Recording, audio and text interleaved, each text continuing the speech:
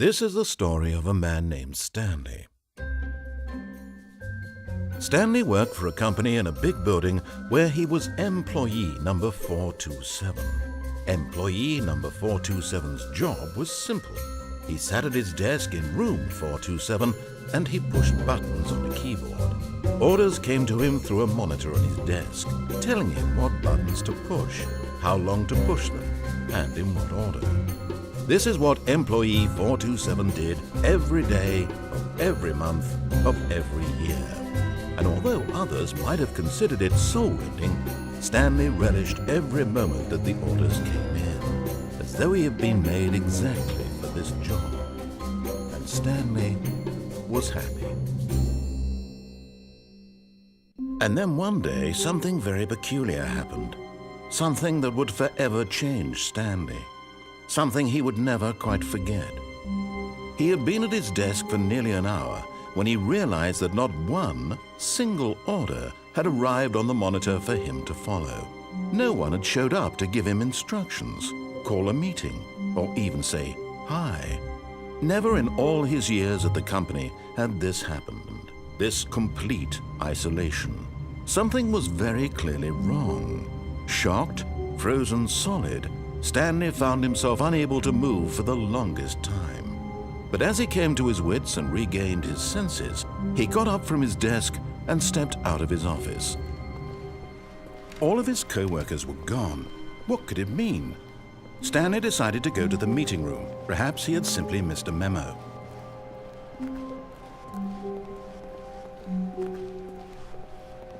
When Stanley came to a set of 2 open doors, he entered the door on his left.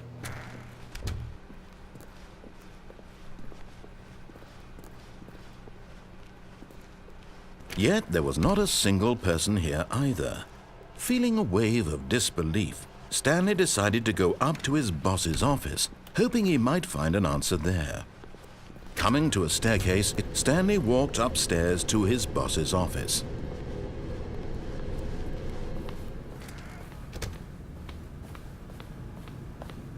Stepping into his manager's office, Stanley was once again stunned to discover not an indication of any human life.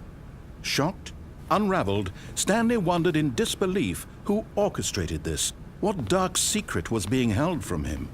What he could not have known was that the keypad behind the boss's desk guarded the terrible truth that his boss had been keeping from him. And so the boss had assigned it an extra secret PIN number, 28445. But of course, Stanley couldn't possibly have known this.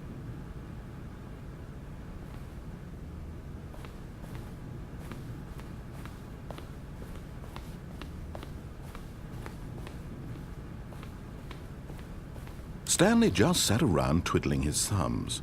Trying to put anything on the device was useless, since he could never possibly know that the combination was 2845.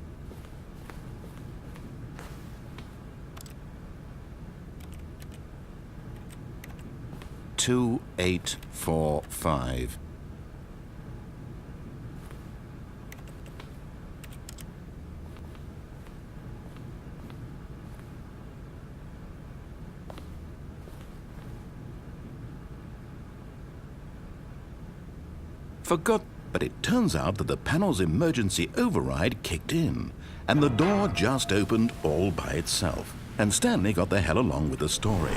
Well, whoop-de-doo.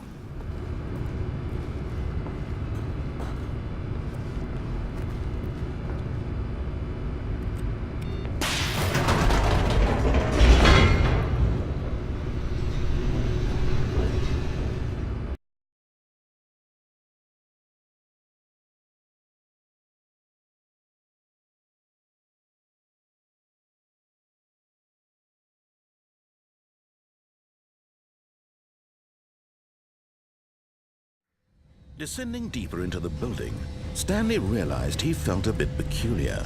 It was a stirring of emotion in his chest, as though he felt more free to think for himself, to question the nature of his job. Why did he feel this now, when for years it had never occurred to him? This question would not go unanswered for long.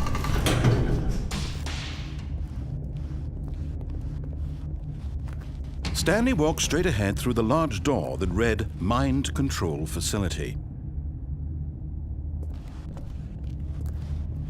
Although this passageway had the word Escape written on it, the truth was that at the end of this hall, Stanley would meet his violent death. The door behind him was not shut. Stanley still had every opportunity to turn around and get back on track.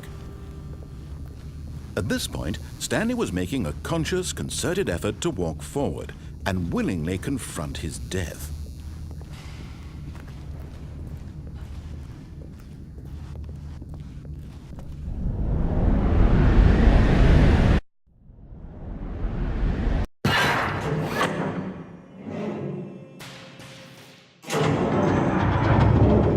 As the machine whirred into motion and Stanley was inched closer and closer to his demise, he reflected that his life had been of no consequence whatsoever. Stanley can't see the bigger picture. He doesn't know the real story, trapped forever in his narrow vision of what this world is. Perhaps his death was of no great loss, like plucking the eyeballs from a blind man. So he resigned and willingly accepted this violent end to his brief and shallow life. Farewell, Stanley.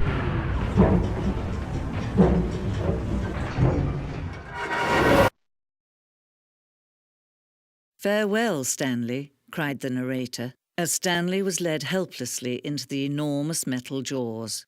In a single visceral instant, Stanley was obliterated as the machine crushed every bone in his body, killing him instantly.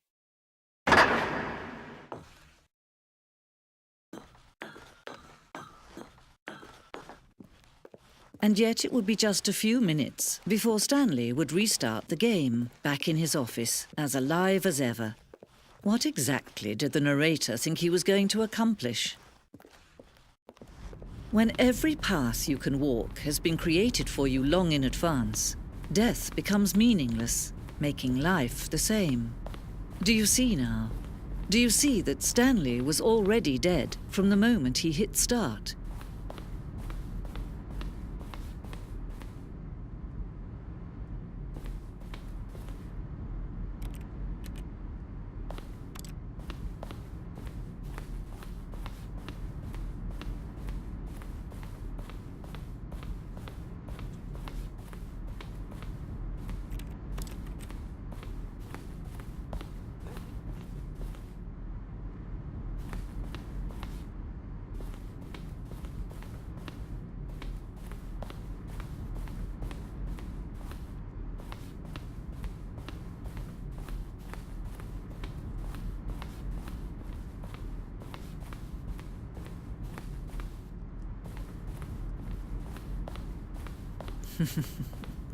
Oh, look at these two. How they wish to destroy one another.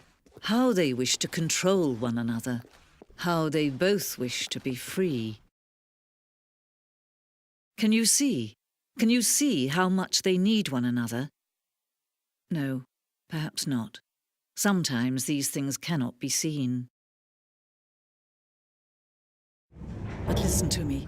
You can still save these two. You can stop the program before they both fail. Push escape and press quit. There's no other way to beat this game.